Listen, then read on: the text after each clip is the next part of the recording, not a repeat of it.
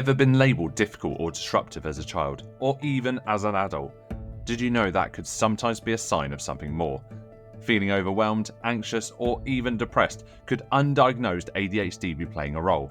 We're joined today by Louise Belshaw, education mentor and ADHD coach, tackling these vital questions and offering practical steps. Stay tuned. Welcome to Safeguarding Redefined, a podcast by Cornerstone Safeguarding. We'll be exploring a range of topics from child protection to adult safeguarding and everything in between. Please note some of the topics we'll be discussing may be sensitive in nature and may trigger strong emotions. Hi Louise. How might lack of knowledge or people's personal opinion towards neurodiversity pose the biggest challenge to safeguarding? Well, there isn't a quick answer to that one, Chris. At the end of the day, we're human beings, as in teaching, across the board in education, we're incredibly stressed, incredibly busy. What we want is a host of children to come in, receive the information and the knowledge, take part in the learning, and trot off again. And more often than not, the way that education has gone, it's got to be slick, it's got to be efficient, there's got to be pace. There are all these got-tos that are in education, but fundamentally what we've got in front of us is a whole host of different personalities and, in this case, disabilities.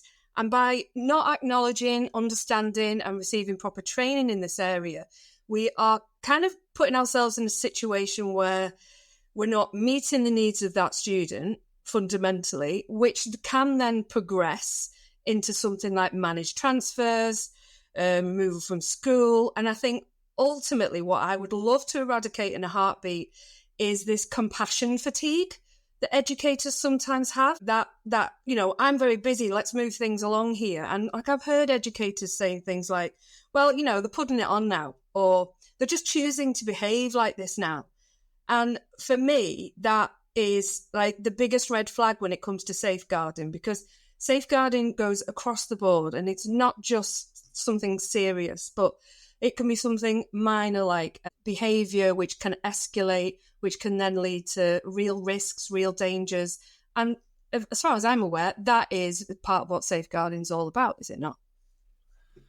That's interesting, because I've read recently that in year 7, a child with ADHD can have probably about 20,000 more negative comments or experience that from adults than their peers.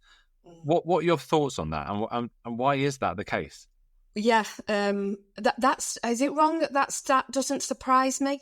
My son has ADHD and presented with it the minute he set foot in education. So in nursery, he drew a picture which was a large triangle with legs, obviously as a person, and a very small box, which was him. And I don't know how he did it. He was about 3, but the little box was looking up at the big triangle. And I kept it. It's somewhere in this house, but I kept it because for me, it represented that authority, and that authority that must have been telling him off from the get-go. Our problem started in nursery and went all the way through to sixth form college. So we've kind of been there and done that. So the 20,000 negative comments is, for me, really not an eyebrow raiser. What is a game changer, though, is that if you've got students coming in year 7, if you know that stat, imagine what the power of positivity could have. Imagine just, instead of seeing the negative, popping that to one side for a minute and instead talking about the positives, the strength. I don't mean to say, right, so you ignore poor behaviour and patronise. That's not the deal here. What we're talking about is getting to know the individual, getting to know what makes them tick, and then building up that relationship. It doesn't have to be huge. Like, I was working with a boy the other day who's really into fishing. And when we first met, he looked at me with such suspicion. He's in year 11. He was like, why are you being nice to me? And it took 3 weeks for me to convince him that 1 wasn't the enemy, 2, we could actually relax and have a laugh with one another. And from that, we built up trust. And he looked at me like, I'm the enemy. But by the end of it, just by talking about fishing, being a bit positive, getting to know him, things shifted. So, yeah, that's a shocking stat.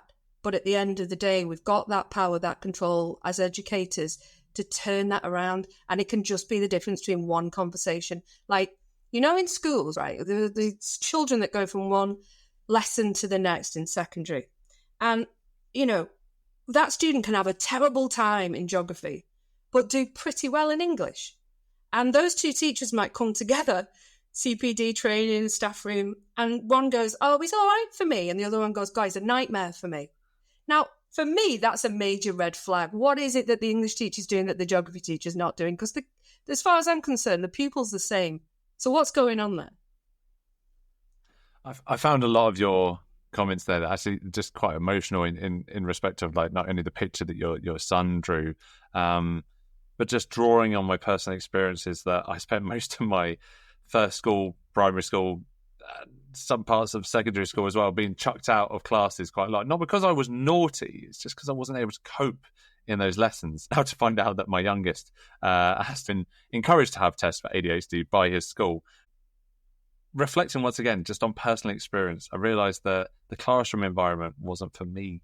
And even though my youngest, he's doing exceptionally well, more so than what I was when I was at school academically, he just needs to either keep moving, he needs to get himself out and about every now and then. The school he's at are brilliant. They give him kind of movement breaks, something I never had. The second I moved, that was it. I was out of the class and I was, called out for being disruptive. So what would you say needs to happen more so now within schools when they're managing or supporting young people with even suspected ADHD? Right. So I have an issue with this because I've worked in 7 or 8 different establishments and they all have a certain view of ADHD and the reporting of ADHD. So in a more recent education setting that I worked in, we were not allowed to say to the student, have you thought about possibly having some neurodivergence? Have you even thought about ADHD? We were not allowed to say that unless the student brought it up first. In another education establishment, I was told categorically, no, don't mention it, don't say it. If you've got any concerns, talk to the SENCO. And I've worked in another that said the same thing, but then the SENCO would insist that the students had an eye test and a hearing test before anything was done. It's so different across the board. And then, like you mentioned, your son, you've been told by the school that there's maybe something going on there. So for me, the rub is that students don't know. Teachers might have an inkling, but either are or are not encouraged to say anything about that. However, if that student, let's say, realised that there may be something, or the parents realise something, they go and they get a GP appointment, they get a referral, guess where the paperwork comes back? It comes back to the school, to the teachers who teach that student, and they are asked, what do you think? Do you think they've got ADHD? Well, I've worked in a school where those who knew about ADHD were ticky tick tick, and those who had no clue about ADHD were like, no, he's just naughty. And I've seen firsthand referrals fall flat on their face because teachers are not trained up on it, yet their expertise is drawn in during the referral process. How is that safeguarding? How is that aligned? It drives me nuts. I don't know whether I answered your question, Chris. I've just gone off on a passion project. I prefer that. That suits me absolutely fine. Is another point that I think doesn't get spoken about enough is that a lot of the time ADHD can be seen as a boy problem. And I use the term problem very loosely, and obviously we're both on understanding of where our thoughts are with ADHD, having experienced it both ourselves, as probably our listeners are probably going to find out in this podcast. But let's look at what the effect is on girls. I know this is obviously a passion of yours as well. So what are your thoughts on how might ADHD present differently in girls in school? Yeah, it is a passion project. I did my final project for my master's in psychology on it. And it was close to home because my daughter was diagnosed at 21. I was diagnosed at 51 and my son was diagnosed at 7. So you can see that based on that the symptoms that girls present are they're just not as widely known. I feel like we're at a turning point, though. Social media has run amok with this, and there's a huge number of people talking about ADHD in females, which I think accounts for the number of women going for the later diagnosis. However, we are in danger of making that quite niche as well, and saying, oh, perfectionism, friendship issues. And actually, at the end of the day, it's about the individual. It's about how the individual presents. I think when it comes to school, we can probably identify those girls who present the way that boys present. So hyperactive, impulsive, might be disruptive from time to time, and so on and so forth. What we tend to recognise less are the quiet, good girls that might start off really well in year 7. By the time puberty hits, either mental health is starting to decline, or they can completely change in their behaviour and become far more disruptive. Now, what that then equals is, oh, she's an attention seeker. She wasn't like this in year 7, so why is she behaving like this now? Biologically, with estrogen, you're more likely to develop more dopamine receptors. So then you really are having a massive shift. And the women that I spoke to for my study, 1 or 2 in particular, said, I woke up one morning and went, sod it. I'm not trying anymore. Forget it. This trying and being perfect isn't getting what I need. And they went completely the other way. Truancy, failed all their exams. And every single woman that I interviewed said the same thing. If somebody had stopped and asked them what was going on, instead of assuming that their poor behaviour was something that was completely in their control, it would have transformed their lives. So let's just go off in a different direction. What are the symptoms or effects of someone who has undiagnosed ADHD in, say, later life, 20s, 30s, 40s? I think there's a lot of self-recrimination, low self-esteem, misdiagnosis with anxiety and depression. These are really common. It doesn't take very long on the internet to find people who talk about these experiences. But I think with working with older teens in these last few years, I see an awful lot of angst, an awful lot of self-blame. Everybody around me, in comparison, everybody around me can cope with it. Why can't I? Everybody around with me seems to be revising. Why can't I get motivated? And these individuals are just so amazing. The ones I've worked with, so special, learned far more about myself than they've, that I've helped them. And some of them come limping out of secondary school, like they're coming out of the trenches, and trying to access further education for them is so difficult. And then we have the flip side of it, because you have another boost of estrogen sometimes when you're 17 or 18, and they've kind of coped through secondary school, and then all of a sudden they're not coping, and they don't understand why all the coping mechanisms that they used in school are no longer no longer working. So burnout is a real massive risk and possibility. So what makes someone with ADHD an effective teacher? Okay, well, there are not many studies on this, but I have a theory. That in most schools, there is a huge number of teachers with undiagnosed or diagnosed ADHD. And for me personally, because I'm the only person I can speak for, is it serves in a number of ways. Number one, you don't have to worry about time because there's bells telling you where to go and where to be. There are tight deadlines, which helps with the motivation aspect because you're constantly stressed and you're constantly, trying to chase a moving target. So that in itself can, in terms of dopamine, be great. And then my other theory is that I've come across a lot of people in the last 5 years, 10 years, who are motivated by trying to make a difference and trying to change and trying to help people. So the caring industry is probably full of ADHDers too, because it's what gets the juices flowing.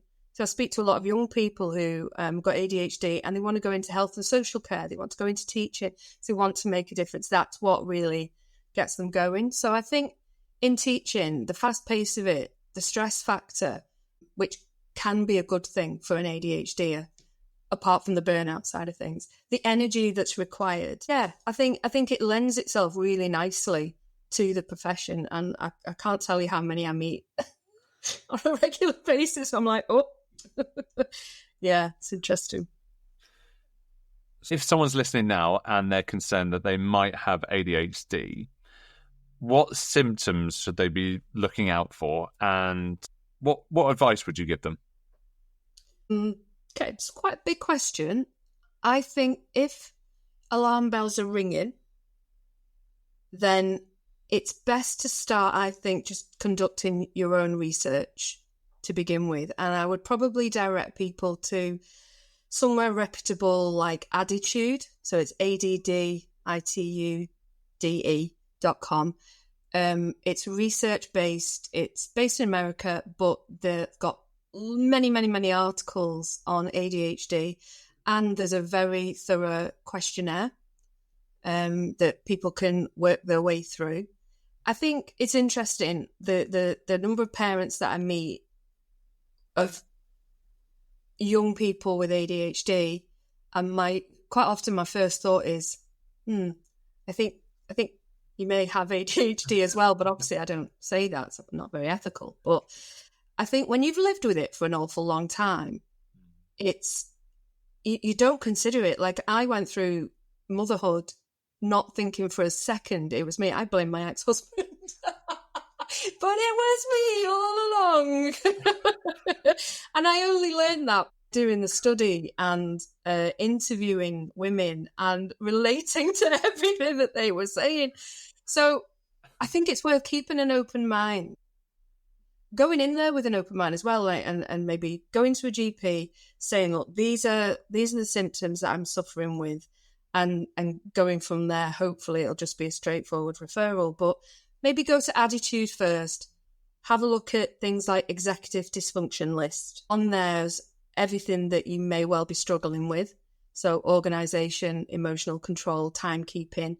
That should then lead you into going down a more detailed avenue and hopefully getting that referral and speaking to a specialist, a psychiatrist. That's really helpful. Thank you. Thank you for that. So, Louise, if somebody wants to find out more about what you do and any services that you provide, how may they do that? They may do that by going on my website, the ADHD Teacher.co.uk. On there is everything that I do, from case studies to how coaching helps, how mentoring helps, and how you can access my service for training and CPD. Thank you so much.